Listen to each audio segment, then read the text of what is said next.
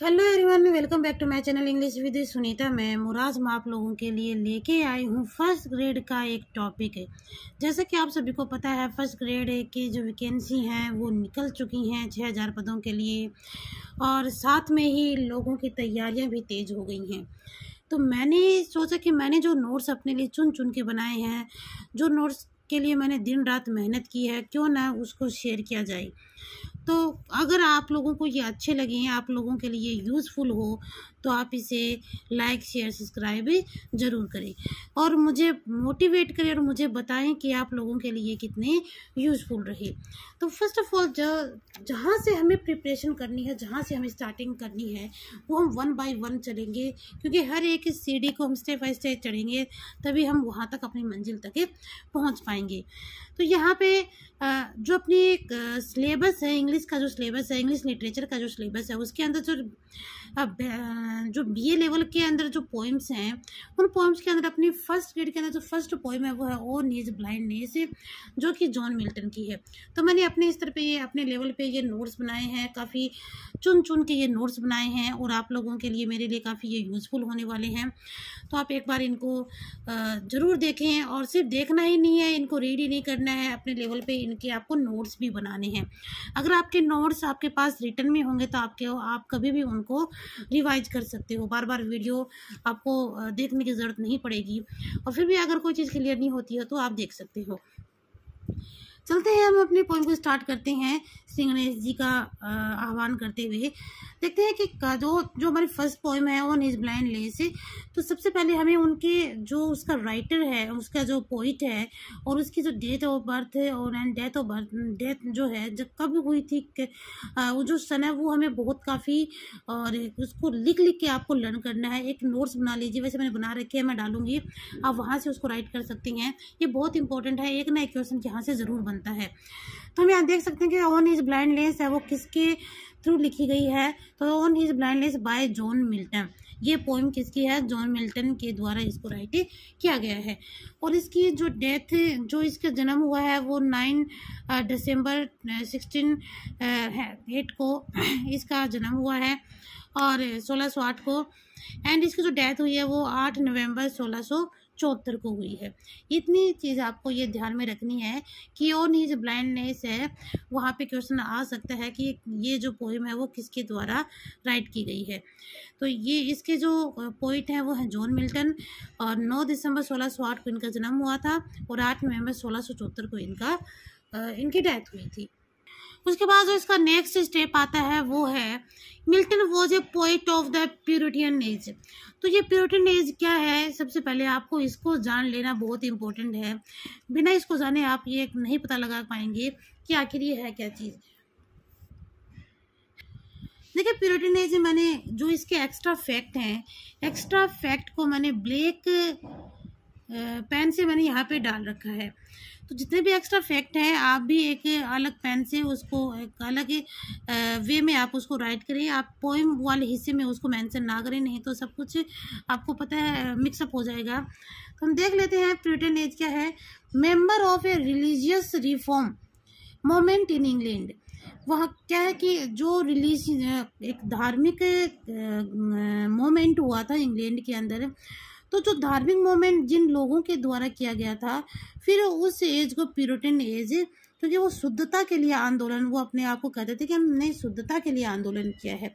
शुद्धता मतलब है जो समाज के अंदर जो बीमारियां फैली हैं, जो बुराइयां फैली हुई हैं, उन्होंने बीमारियों का नाम दिया है।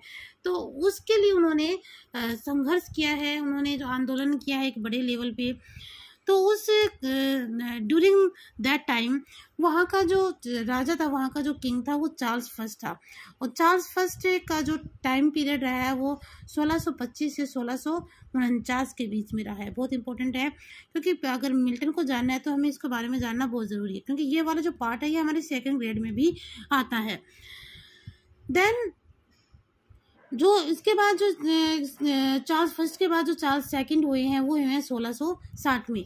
अब दिमाग में ये एक बात आ रही होगी माइंड में कि 1649 के बाद का जो टाइम पीरियड है वो कहाँ पे गया। तो हम इसको भी एक बार क्लियर कर लेते हैं। इस बीच ही 1649 तक आते आते से पहले ही सिविल वार हो गया था। सिविल वार की जो पूरे जो डेमोक्रेटिक के लिए जो लड़ा जाए,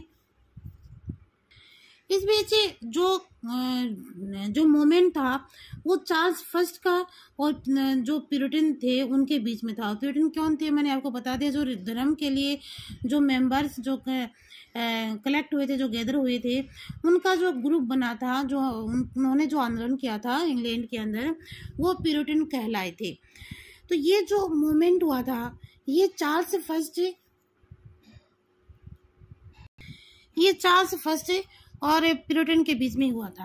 देन इसके बीच में जो एक अहम जो जिसका रोल आता है, इम्पोर्टेंस रोल जो है, वो है ओलिवर क्रोमवेल का। ओलिवर क्रोमवेल एक कोर्टियर थे, एक दरबारी थे, और बट इन्होंने हेल्प किसकी की थी, उन प्यूरिटन मेंबर्स की थी। और इसके पास में with his army of 10,000 soldiers है, और इसके पास आर्मी थी और उसके अंदर 10,000 सोल्जर्स थे। इस वजह से उनकी हेल्प से इन्होंने ये जो प्यूरिटन मेंबर्स थे इनकी इसने हेल्प की थी। तो ये बात आती है कि प्यूरिटन एज था आखिर स्टार्ट कब हुआ था, तो 1649 तक तो चार्ल्स फर्स्ट थे।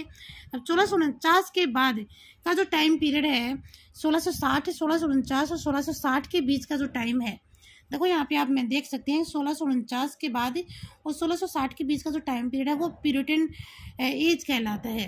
तो यहाँ पे मैंने मेंशन किया था प्यूरिटन एज बिगिन्स फ्रॉम 1649 और 1660 के बीच का जो टाइमिंग है।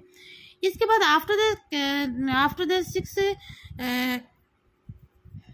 जो 1660 है उसमें जो चार्ल्स सेकंड थे वो राजा बनते हैं इंग्लैंड के, और वहीं से एक न्यू पीरियड स्टार्ट होता है जिसे हम कहते हैं रेस्टोरेशन पीरियड। ओके, तो ये आपको ध्यान में रखना है कि चार्ल्स फर्स्ट और चार्ल्स सेकंड इन दोनों के पीरियड ऑफ टाइम में क्या क्या हुआ था। सिविल वार हुआ था 1642 में, जैसा कि मैंने यहाँ पे मेंशन किया है, और ये जो मोमेंट हुआ था वो किसके बीच हुआ था, तो चार्ल्स फर्स्ट और प्यूरिटन के बीच में हुआ था। एंड इसके बीच में जो अहम रोल हुआ है वो ओलिवर क्रोमवेल का हुआ है, क्योंकि उसने अपने 10,000 जो सोल्जर्स की जो आर्मी थी उसके बेसिस पे उसने प्यूरिटन मेंबर्स की हेल्प की थी। देन जो ये जो टाइमिंग है 1649 से लेकर 1660 के बीच का, उसको प्यूरिटन एज कहा जाता है। और इसके बाद का जो टाइमिंग पीरियड है इन 1660 में वो चार्ल्स सेकंड राजा बने थे, और वहीं से जो न्यू पीरियड है वो स्टार्ट होता है, वो होता है रेस्टोरेशन पीरियड है, वो स्टार्ट होता है। तब आपको पता चल गया होगा कि जॉन मिल्टन है इन दोनों पीरियड से बिलोंग करते हैं, दोनों बिलोंग प्यूरिटन एज से भी और रेस्टोरेशन एज से भी। तो इसके बाद हम फिर से आते हैं, अब हमने प्यूरिटन एज देख लिया है, इसलिए कहा जाता है कि जो मिल्टन है, जॉन मिल्टन है, वो कौन से एज से बिलोंग करते हैं, प्यूरिटन एज से बिलोंग करते हैं। ओके, इसके बाद हम एक पोइम से रिलेटिव कुछ एक्स्ट्रा फैक्ट देख लेते हैं। एक एक्स्ट्रा फैक्ट करवाने के बाद मैं आपको पोइम रीड करवाऊंगी। तो इसके अंदर जो हमारे पोइम है on his blindness, on his blindness के अंदर जो सोनेट है जो अभी तक है, ओके, जो जॉन मिल्टन है इन्होंने ऑलमोस्ट 24 सोनेट लिखी हैं। तो ये ऑन हिज ब्लाइंडनेस भी एक सोनेट ही है, बट अगर पूछ लिया जाए कि इसके द्वारा कितनी सोनेट राइट की गई हैं, तो वो है 24 सोनेट। और इसमें एक्स्ट्रा फैक्ट ये हम डाल देंगे कि ये एक लास्ट रिहेंसा पोइट था।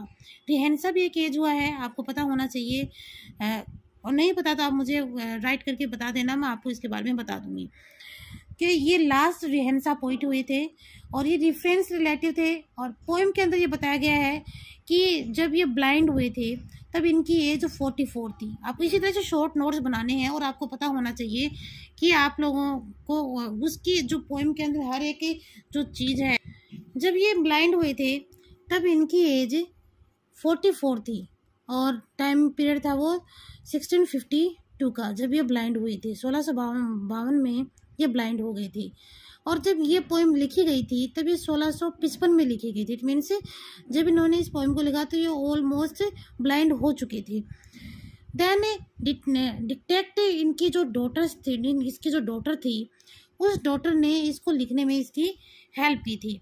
तो इस तरह से ये जॉन मिल्टन की क्या हुई, ऑटोबायोग्राफी सोनेट हुई, और एक तरह से हम इसे पर्सनल सोनेट भी कह सकते हैं। देन इसके बाद जो पब्लिश्ड हुई थी, ये पब्लिश्ड हुई थी 1673 में। 1673 में पब्लिश हुई थी। और किस में पब्लिश हुई थी ये? इन ए कलेक्शन ऑफ सोनेट्स। इनका जो कलेक्शन था सोनेट्स का, जो इनका पब्लिश हुआ था, उसमें ये पब्लिश हुई थी। और with A number of 9th, कितने नंबर पे थी? 9th नंबर पे ये पब्लिश हुई थी।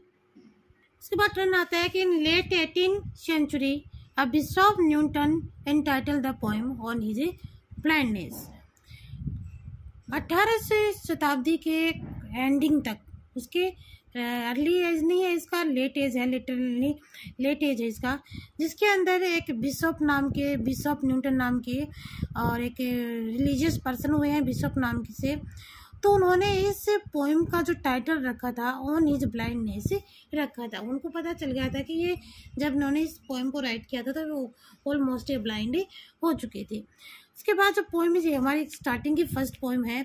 आप इनके अंदर जो पोएम के अंदर जो चीज़ें यूज़ में होती हैं उसको आप फटाफट मैं देख लेती हूँ, अगर आपको समझ में आता ठीक है, अदरवाइज इनकी आप एक वीडियो नोट्स बना के आप राइट करें उनको और उनको वहाँ से स्टडी करें बार बार, ताकि आपको पता चले।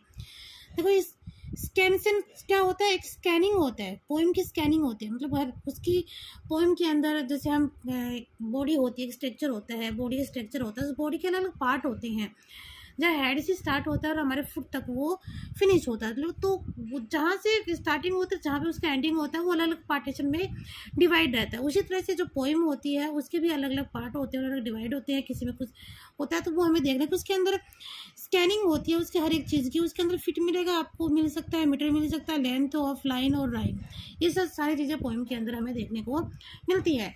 देन उसके बाद जो सिलेबल होता है वो हमें मिलता है। उसके अंदर सिलेबल क्या होता है? सिलेबल को आप देखें, या तो ए वर्ड पॉइंट या फिर ए यूनिट, या तो एक जो वर्ड होता है या फिर एक यूनिट होती है जो कंटेन करे ए वोवल साउंड। किसको? वोवल साउंड को। अब वोवल साउंड के अंदर एक तो स्ट्रेस होता है, एक अन स्ट्रेस होता है। स्ट्रेस होता है, स्ट्रेस का सिंबल ये होता है, अन स्ट्रेस का सिंबल ये होता है, ठीक है। देन जो लाउडर होता है, लाउडर या हायर जो लार्जर, इट मीन्स हम कह सकते हैं जो बढ़ता हुआ राइजिंग जो फिट होता है, राइजिंग मतलब बढ़ते हुए क्रम में जो होता है, उसके लिए स्ट्रेस का ये वाला सिंबल यूज में लिया जाता है। और अन स्ट्रेस का होता है लोअर के लिए, जो छोटा है लोअर है और फॉलिंग में है, फॉलिंग में गिरते हुए पार्ट में है, तो उसके लिए अन स्ट्रेस यूज में होता है। ओके, देन जो नेक्स्ट पार्ट आता है हमारा वो है फुट या फिर फिट, ठीक है, फुट या फिर fit. A group of one stress and one or more unstressed level. इसके अंदर जो काउंट होते हैं वो या तो वन स्ट्रेस होगा, ओके, या फिर वन या मोर अनस्ट्रेस लेवल होंगे। तो वो हम जब आगे देखेंगे जब पोएम को रीड करेंगे। तो पहले मैं थोड़ा सा बता देती हूँ फुट और फिट क्या होता है। देन मीटर होता है, मीटर होता है an arrangement of fit in a poem. जो ये फिट या फुट होते हैं इनको अरेंज किया जाता है, इनको अरेंज किया जाता है मीटर के अकॉर्डिंग। ओके, तो उसका जो मेजरमेंट होता है, उसकी लेंथ, उसकी लाइन की जो लेंथ है, उसकी जो मेजरमेंट है उस पोएम की, उसको मीटर के थ्रू उसके मेजरमेंट किया जाता है। देन इसके बाद मैं एक छोटे से इसमें डायग्राम के थ्रू समझा सकती हूँ कि जैसे इसमें के अंदर मैंने अभी देखा कि ये तो हमारा अनस्ट्रेस वाला सिंबल है, ये स्ट्रेस वाला सिंबल है। अनस्ट्रेस यू ऐसे आप इसको कर सकते हैं और स्ट्रेस को ऐसे आप इस सिंबल को मेंशन कर सकते हैं। तो जब हम इसको स्ट्रेस से करेंगे तो यहाँ पे ये वाला सिंबल यूज होगा। देन इसके बाद स्ट्रेस से करेंगे तो उसमें ये वाला सिंबल हमें यूज में लेना है। देन आप देख सकते हैं कि राइजिंग फिट क्या होता है यहाँ से। अब इसको देखो, मैंने कहा था अभी कि जो बढ़ता हुआ क्रम होता है उसमें हम स्ट्रेस यूज में लेते हैं, और जो बढ़ता हुआ क्रम होता है फॉलिंग गिरते हुए और उड़ते हुए, तो उड़ते हुए राइजिंग फिट में आयम्बिक पेंटामीटर यूज में लिया जाता है, और जो फॉलिंग फिट होता है वो ट्राउसिक मीटर में यूज में लिया जाता है। अब ये क्या होते हैं, ये क्या बोला है आप देख लीजिए यहाँ पे, इस बला को मैं बता देती हूँ। 1 फुट पे जो पोएम के जो मेजरमेंट किया जाता है उसको मोनोमीटर कहा जाता है। जिसका 1 फुट हो उसे मोनोमीटर। 2 फीट का जो होता है उसे डायमीटर कहा जाता है। 3 फीट का होता है उसे ट्राईमीटर कहा जाता है। 4 फीट का होता है उसे टेट्रामीटर कहा जाता है। 5 फीट का जो होता है वो पेंटामीटर होता है, या फिर हम इसको आयम्बिक पेंटामीटर भी बोल सकते हैं, जैसा मैंने अभी कहा आपको, आयम्बिक आइम्बिक, देखो यहाँ लिखा आइम्बिक पेंटामीटर, 5 वाला को आइम्बिक पेंटामीटर, और 6 का होता है हेक्सामीटर, ये लास्ट एंडिंग होता है हेक्सामीटर। तो आप ध्यान में रखेंगे इसके 1 foot, 2nd, 3rd, 4th, 5th को इनको किस मीटर के कैसे इनको हम बोलते हैं। अब हम फिर से अपनी पोएम के ऊपर आ जाते हैं। पोएम में हम देखिए on the morning of the, इसके अंदर जो है on the morning of Christ nativity, ये 1629 में द फर्स्ट लिटरेरी वर्क था इसका, फर्स्ट लिटरेरी वर्क था। फर्स्ट लिटरेरी वर्क कौन सा था? On the morning of Christ, on the morning of Christ nativity, और ये फर्स्ट लिटरेरी 1629 में ये और पब्लिश हुआ था, द फर्स्ट लिटरेरी वर्क है। देन इसके बाद जो हिज फेमस एलेजी लीसीदास, ये बहुत इंपॉर्टेंट है, काफ़ी बार आता है। इसकी जो फेमस एलेजी थी, एलेजी होते हैं जो किसी शोक के ऊपर, किसी दुख के ऊपर जो गाया जाता है। Lycidas was written by him on the death of his friend Edward King 1637। तो ये जो लीसीदास से जो रिटर्न की गई थी, ये इसका जो फ्रेंड था एडवर्ड किंग था, एडवर्ड किंग, और उसकी डेथ हो गई थी, उसके ऊपर इसको किया गया था। ओके, तो आप देख सकते हैं यहाँ पे किंग जो एडवर्ड किंग था उसके ऊपर ये किया गया था, उसके ऊपर इस पोएम को इसने लिखा था। जो एलेजी है वो दुख था उसके ऊपर, तो उस पोएम का नाम क्या है? लीसीदास। अब नेक्स्ट चलते हैं इसमें, ये जो हमारी पोएम है इसमें सेकंड पार्ट में जो सोनेट है वो आइम्बिक पेंटामीटर पे है। जैसे मैंने अभी आपको बताया कि आइम्बिक पेंटामीटर 5 फीट का जो होता है वो आइम्बिक पेंटामीटर होता है। इसके अंदर जो होते हैं ऑक्टेव एंड सिस्टेव, 8 लाइन का ऑक्टेव होता है एंड 6 लाइन का सिस्टेव होता है। तो इसकी जो राइम स्कीम है, जो इसकी राइम स्कीम बनती है, उस राइम स्कीम को आप देखेंगे। ये आपको ये मैंने अपने लिए राइट किए थे, ये आपको देखने की ज़रूरत नहीं है, आप तो सिर्फ ये इसकी राइम स्कीम देख लीजिए। A B B A B B A, ये इसकी राइम स्कीम है, A B B A. Next जो बहुत इंपॉर्टेंट है, जो काफ़ी बार क्वेश्चन इससे बनते हैं, तो ये फर्स्ट वीडियो हमारा लेंदी होगा।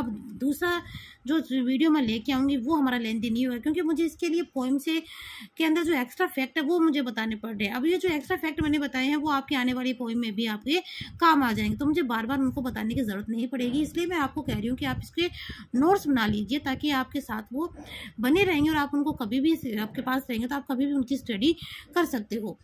नेक्स्ट यहाँ देखते हैं कि when I considered how my light is spend, ये हमें पोएम के अंदर ये लाइन मिलेगी और आपको लिख लेनी है। काफ़ी बार एग्जाम के अंदर लाइन दे के पूछ लिया जाता है कि इसके अंदर लिटरेरी टर्म्स कौन सी हैं, लिटरेरी डिवाइस हैं, लिटरेरी टर्म जो भी हैं वो हमसे पूछ लिया जाता है।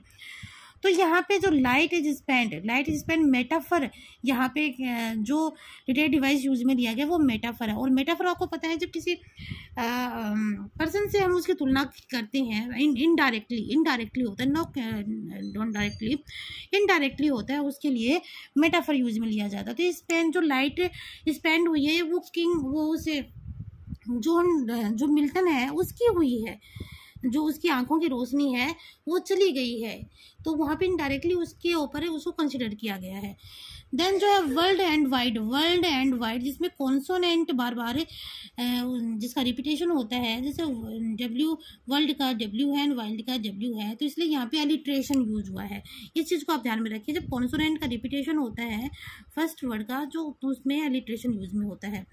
देन नेक्स्ट डार्क वर्ल्ड में ट्रांसफर इफिटेट डार्क वर्ल्ड, कि उसके लिए जो जैसे ही उसकी जो आंखों की लाइट गई, तो वैसे ही पूरा जो पोर्शन है उसके लिए एक अंधेरे संसार में चेंज हो गया, तो वो ट्रांसफर किया गया उस चीज को। नेक्स्ट है दैट वन टैलेंट, अब ये भी किसके लिए लिया गया है? उसके लिए लिया गया, उसकी जो पोइटिक जो टैलेंट है, मिल्टन का जो पोइटिक टैलेंट है उसमें उसके लिए यूज हुआ इनडायरेक्टली, तो यहाँ पर भी मेटाफर यूज हुआ है। गोसिप ऑफ, ये मैं फिर से बताऊंगी जब आपको पोएम रीड करवाऊंगी। देन गोसिप ऑफ मैथ्यू, इसके अंदर बताया गया है कि द पेलेबल ऑफ टैलेंट्स, ये यहाँ से लिया गई थी ये लाइन, तो यहाँ से इसकी ये जो मैथ्यू की ये एक पोएम रही है जहाँ से इसने ये वाला वर्ड, ये वाली लाइन उठाई थी। ये आपको ध्यान में रखना, मैंने लिख रखा है यहाँ पे ऑलरेडी। फिर जो नेक्स्ट लास्ट लाइन है हमारी वो कि soul is compare to mind, soul is compare to mind, यानी कि सोल को भी कंपेयर किया गया है, तो वो उसके लिए इनडायरेक्टली उसी के लिए यूज हुआ है।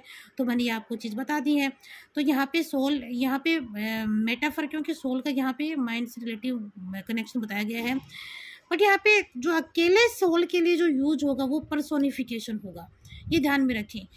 पर्सोनिफिकेशन, जैसे पर्सन, पर्सन से आप पता लगा पर्सन, पर्सन, तो पर्सोनिफिकेशन जो पर्सन का जो फिक्शन करे उसके लिए सोल, तो यहाँ पे जो हुआ है वो पर्सन जो फिक्शन किया वो किसने किया, सोल ने किया है। तो आप इसको ध्यान में रखें। आई थिंक आज का वीडियो आपके लिए लेंदी हो गया है, आई नो आप बहुत बोरिंग हो गए होंगे, बट थोड़ा तो बोरिंग आपको बनता है। अगर आपको अपनी ये कोर्स चाहिए तो थोड़ी तो मेहनत बनती है। 20-20 मिनट तो हम लोग 2-2, 3-3, 4-4, 5-5 घंटे पढ़ते रहते हैं, तो हम 20 मिनट नहीं दे सकते हैं। आप नोट्स, आप इसको एक बार रीड कीजिए, रीड करने के बाद उसके नोट्स बनाइए, खुद से नोट्स बनाइए। मैं खुद के अपना एक्सपीरियंस आपके साथ में शेयर कर रही हूँ, और आपके पास खुद के लिखे हुए एक्सपीरियंस आपके नोट्स होंगे, अपने हाथों से हैंड राइटिंग से राइट किए हुए, तो आपके लिए बहुत यूज़फुल होने वाले हैं। और अगर आपको मेरा वीडियो अच्छा लगा है तो एक लाइक तो ज़रूर दे दीजिए, और आने वाले वीडियो में आपके लिए शॉर्ट लेके आऊँगी, इतने लेंदी क्योंकि इसमें तो काफ़ी मुझे डालना पड़ा material. Okay guys, bye bye.